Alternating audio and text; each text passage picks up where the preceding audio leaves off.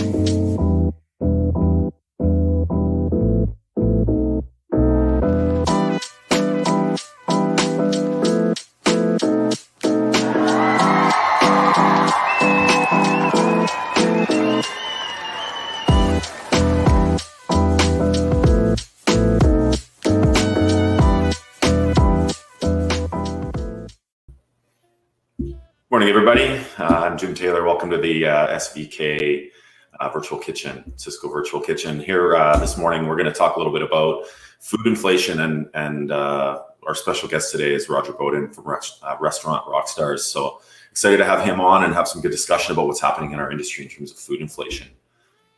Welcome to the show, Roger. Thank you so much, Jim. Good to see you.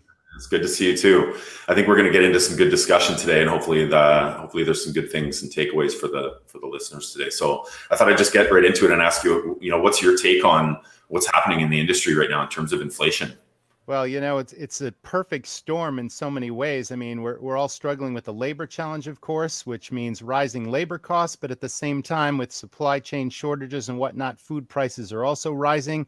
And, it's really hard for the independent operators to survive unless, they've got significant profit margins going on. It's just a huge challenge right now. And, there's been some relief with government programs. Not so sure what those have been in Canada, but, that's what's going on.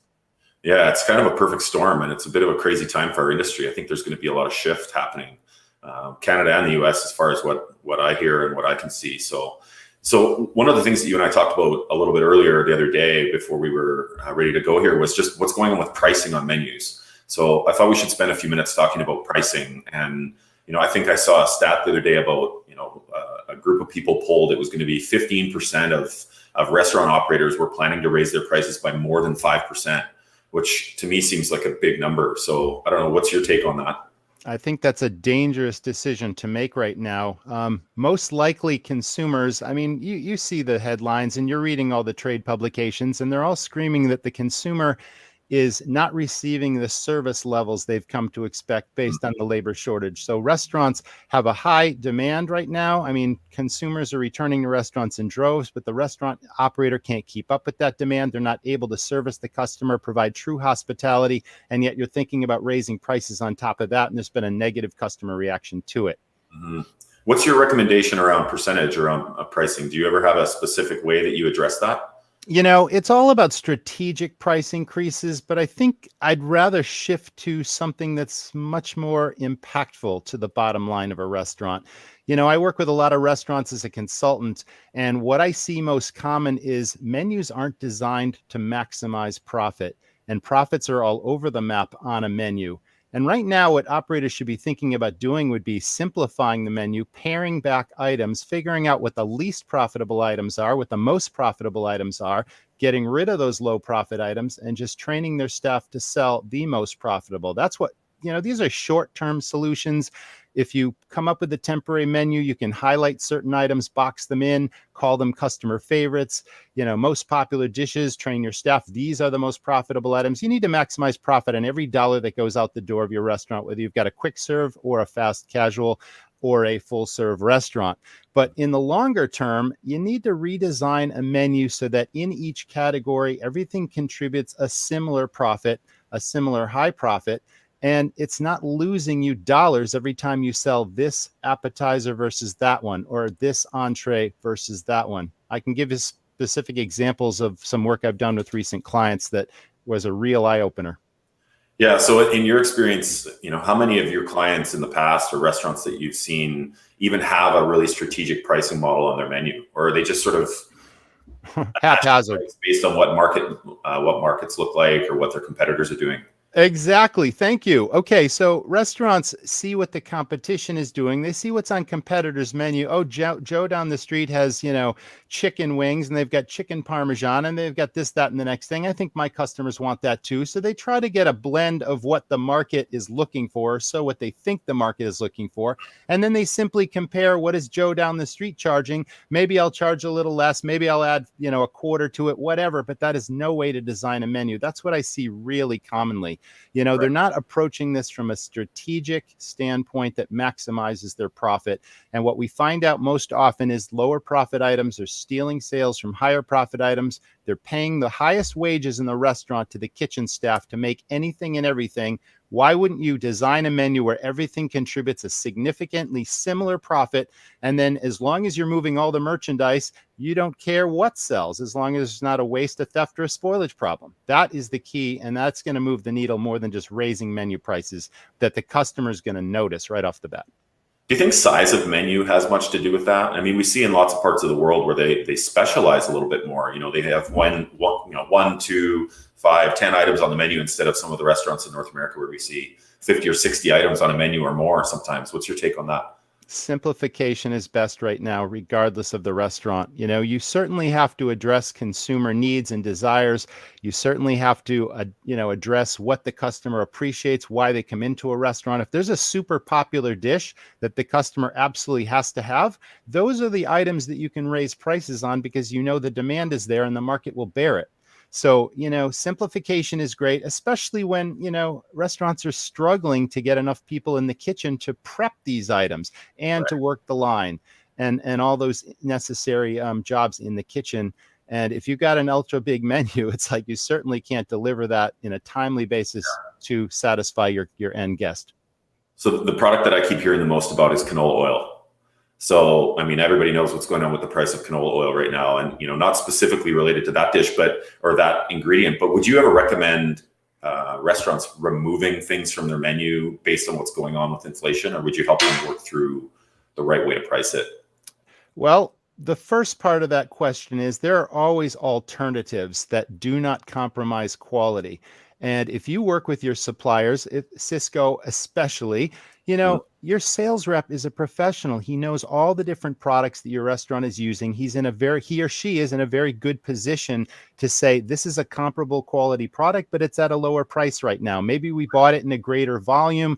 It's like, you got to ask these things. What are alternatives that the quality stays the same, the customer won't notice, and I might get a better price on it? I mean, that's the first step, I would say. Yeah, I totally agree. And I think, there's so many different, like you said, so many options and ways to work through some of these challenges. And I think it's important that operators are reaching out for help, whether that's to their rep or to, other people in the industry that maybe have worked through some of this stuff before. It's definitely an interesting time because, it's so complex right now. And I think if you don't understand all of the moving parts or all the moving pieces, you're actually behind the 8 ball to begin with, right? So it's harder than it used to be, that's for sure. I think transparency is super important, though, with your customer, with your guest. And communication from the get-go throughout the pandemic has been something that has served my restaurant well. And people are very sympathetic if they believe you're absolutely doing the best you can. They all understand that restaurants have really taken a beating right now. And they wouldn't necessarily understand the service issues or the supply chain issues unless you communicate that with them. There's a local restaurant here that has built a huge following. They've been hit left and right by every pandemic challenge that's happened so far. And their customers have stayed loyal only because they have continued to communicate transparently all the challenges they're going through and every step they're taking to keep the customers safe and to continue to give them a great quality experience. And I've seen that pay huge dividends. So communication is also critical. So quick curveball question here before I think we're going to go to a quick break here, but you've been in the restaurant industry for a very long time as an owner and as a consultant. Can you share, is there a mistake that you made early on with this type of stuff or anything that you'd suggest that people try to avoid doing themselves?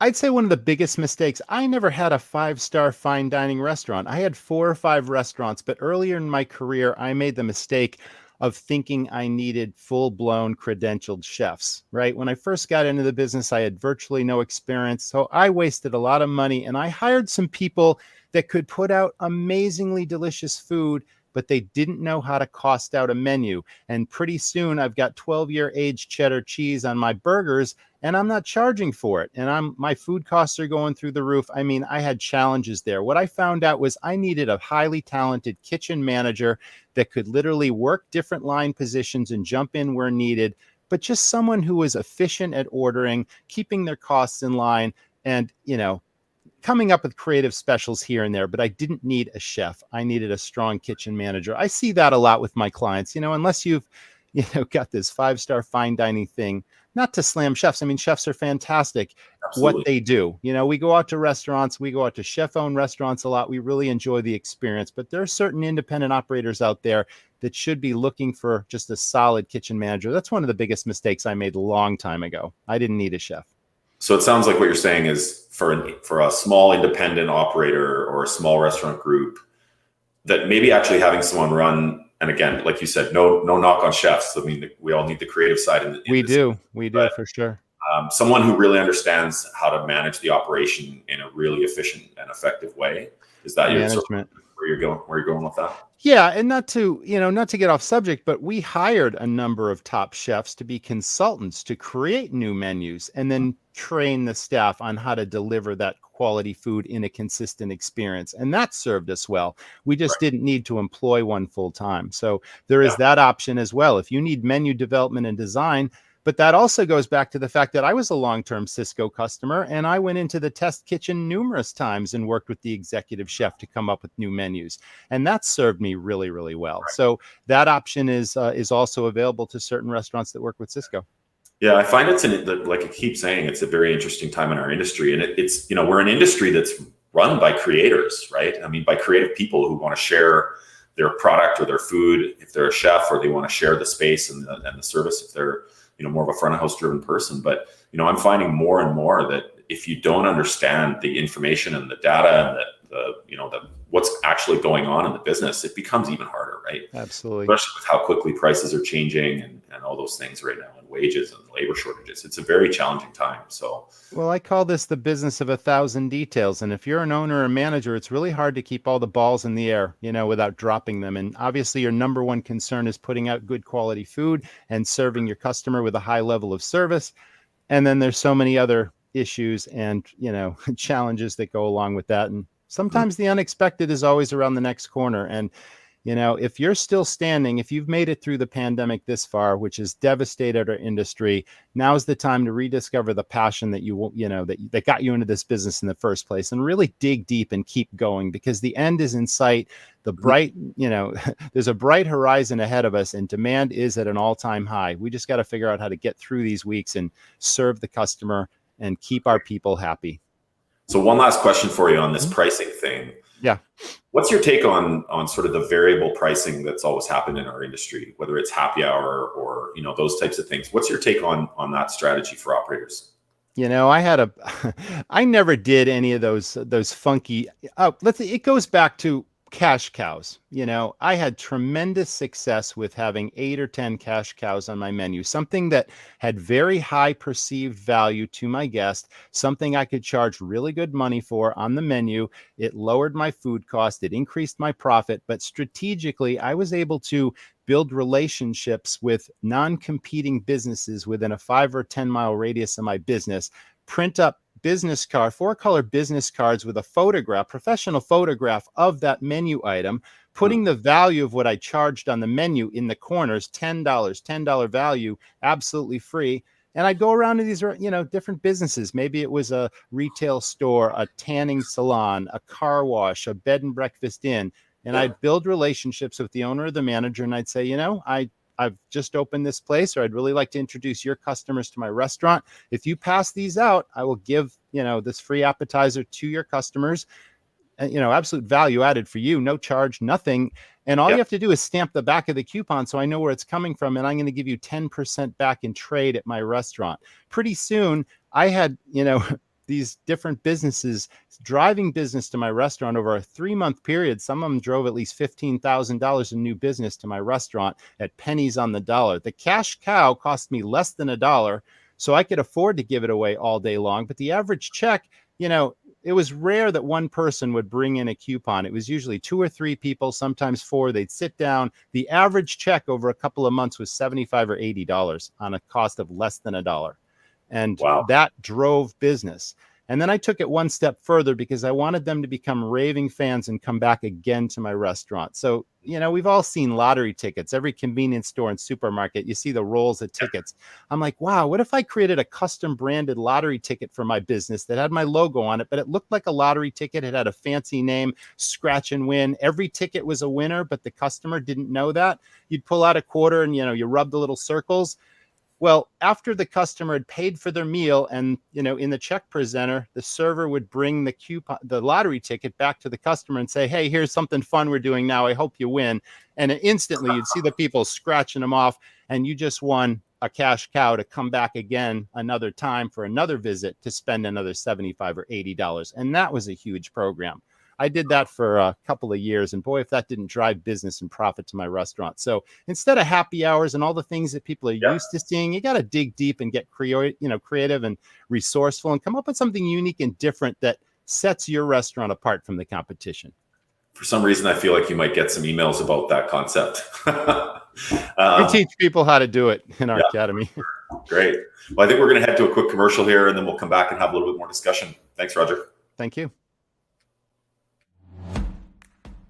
Restaurants across Canada deal with constant changes in their food service environment. As Canada's largest and most capable supply chain, we are working tirelessly to help you prepare for whatever comes next. Let us help you manage fluctuating demand and make getting what you need even easier.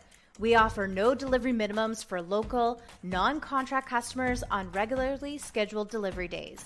And if you're looking for convenience, Sysco offers flexible payment options. Our talented food service experts provide highly personalized service. We offer our customers best-in-class food service industry resources and customer technology. These resources complement the broadest product assortment with the highest food safety standards offered coast to coast. With our diverse services working for you and your food service establishment, you will have the reliability and confidence you need to adapt to your business. Discover all the ways we are making easier for you at Sysco. Visit sysco.ca to learn more. All right, welcome back. Good little break there. Thanks for the commercial from Sysco. I'm really grateful that we've had this opportunity, Roger, to come on here and have some conversation. So interesting how you were talking a little bit about that cash cow and just how the dollar that you were able to invest generated some more, pretty good return on revenue. I think that, one of the things that I hear operators talk a lot about is just food costs, especially right now with what's going on with inflation. And I think that, one of the things that gets missed a lot is actually the contribution side of what's actually going into the bank or what's actually going down to the bottom line when it comes to pricing and product. So what's your take on the food cost and contribution sort of combination? Yeah, thank you so much for bringing that up, because so many operators are obsessed with a food cost. And yes, you want a low food cost, but that comes from efficient ordering and solid portion controls amongst your staff, having lots of cash cows, having a very profitable menu, and having no waste, theft, or spoilage, or very minimal. That's what lowers your food cost. But, instead of really focusing on that, you should be focusing on profit instead. Let's use a steakhouse, for example. Typically high food costs. Seafood and steak has, upwards of 40% food cost. But if you're making, a $18, $20 profit every time you sell one of those, you'd rather sell that than a pizza or a pasta dish with a 22% food cost that only contributes maybe a $10 or $12 profit, depending on the price point of the restaurant. And that gets confused by so many different operators.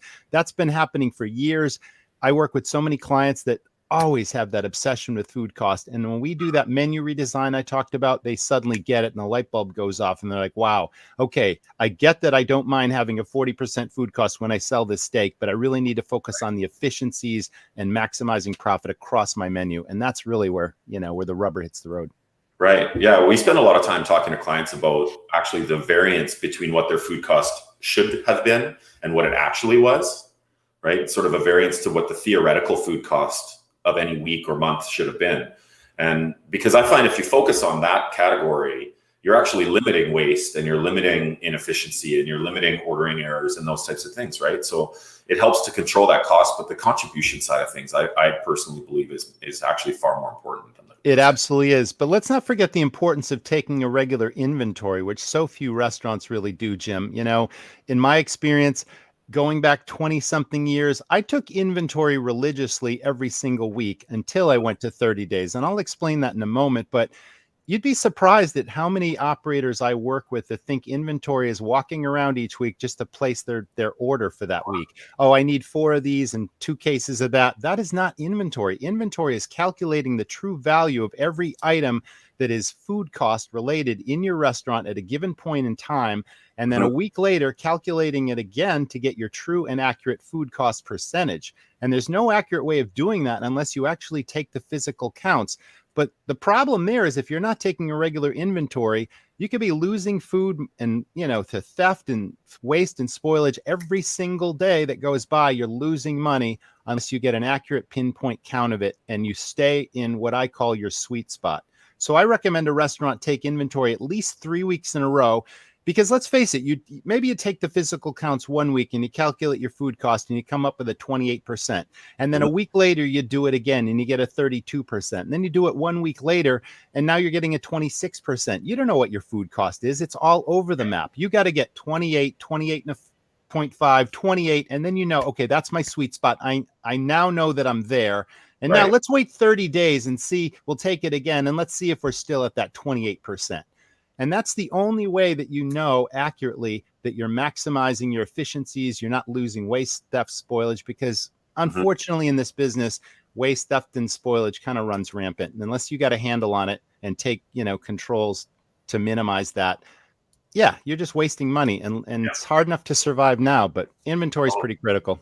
So in your experience working with independent restaurant groups or owners, what would you say the average is in terms of how many actually do inventory the way you're saying versus the way that creating the order goes?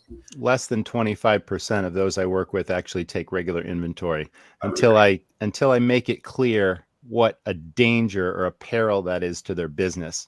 And then when we run all this stuff and we dig deep, we find out that their costs are out of line. And, you know, it's so obvious to me that even if you have a restaurant that's busy all the time and you're filling your seats, you got to be wondering, why is my bank account not growing? Why am I spinning my wheels here, killing myself? I got a busy restaurant. It's popular. Customers love it. 1, your menu's not profitable. And 2, you know, you're not taking inventory. Maybe there's a problem where someone's selling steaks out the back door, or portion controls are all over the place. And there's so much waste in a restaurant. It's cutting your margins down in an already slim business. You know, they say you're doing well in this business if you can ring a 10 to 12% net profit. That's 10 or 12 cents profit on every dollar of sales. And there's so many restaurants below that figure. There's so many 5 to 8%. There's so many struggling now during the pandemic to make any profit at all. And now suddenly owners can't pay themselves anything and they're killing themselves just to run the place. So again, it all goes back to menu profitability. That's the biggest needle mover I can think of. So in your experience working with restaurants, again, kind of going back to this, we've talked about contribution and food cost percentage. We've talked a little bit about menu pricing. You made a comment to me the other day about how long it took an operator to get organized on that type of stuff. Yes. You know, I think that the example that you used was a fairly large menu and you know, they went through every item and costed it and worked on pricing and all that stuff with you. How long did that take? How long do you think an operator needs to spend in order to get really organized on that? Okay, I'd say that was an excessive amount because, again, we were talking about an extraordinary large menu that had 81 items on it across a lunch and dinner menu. And all these things had to be costed out one by one, methodically, on top of running a restaurant. So, of course, it took them time to do that. The average restaurant does not have 81 items on their menu, but it's all about priorities.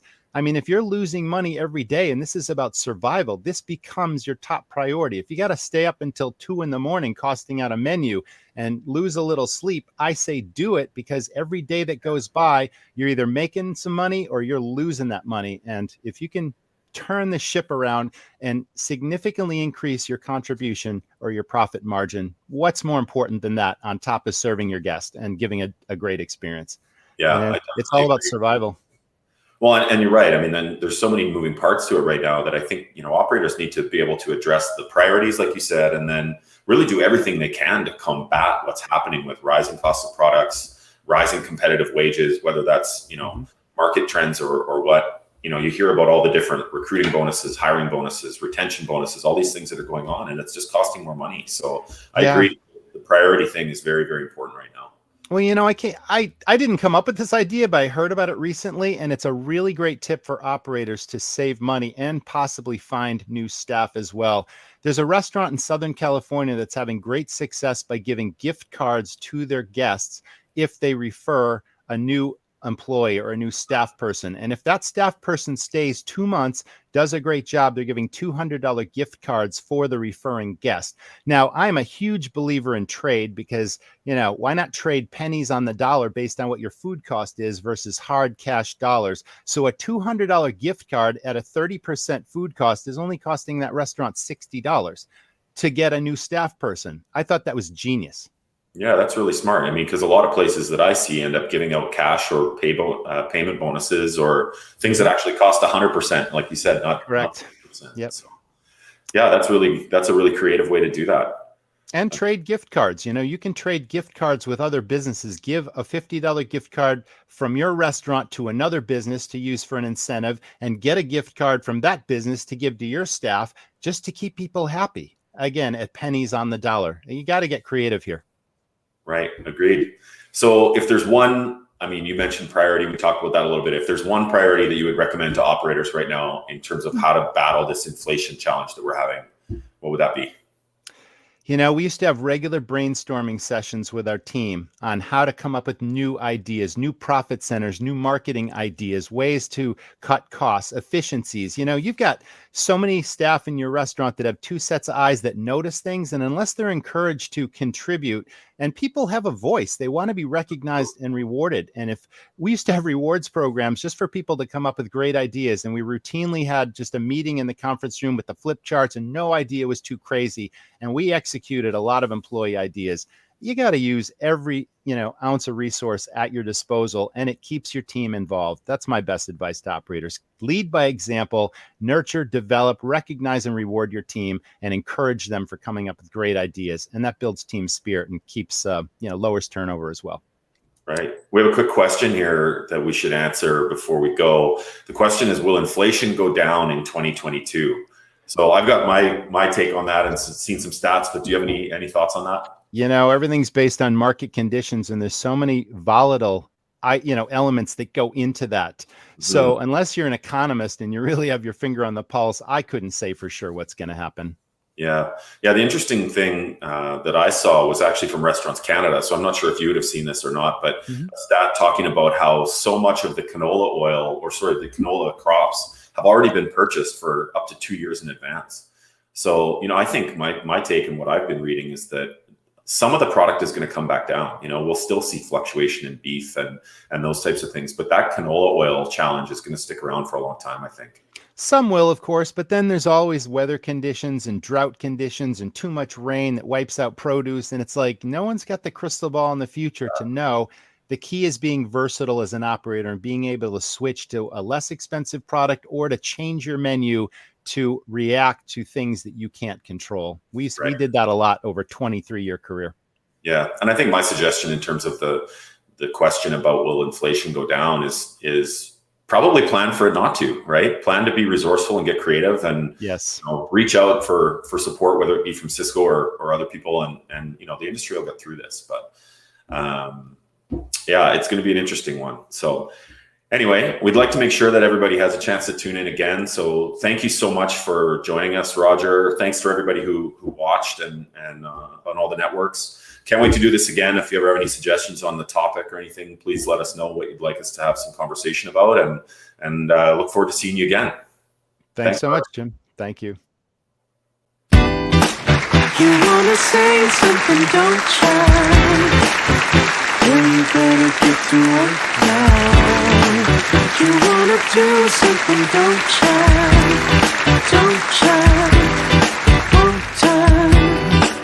I'm gonna do something to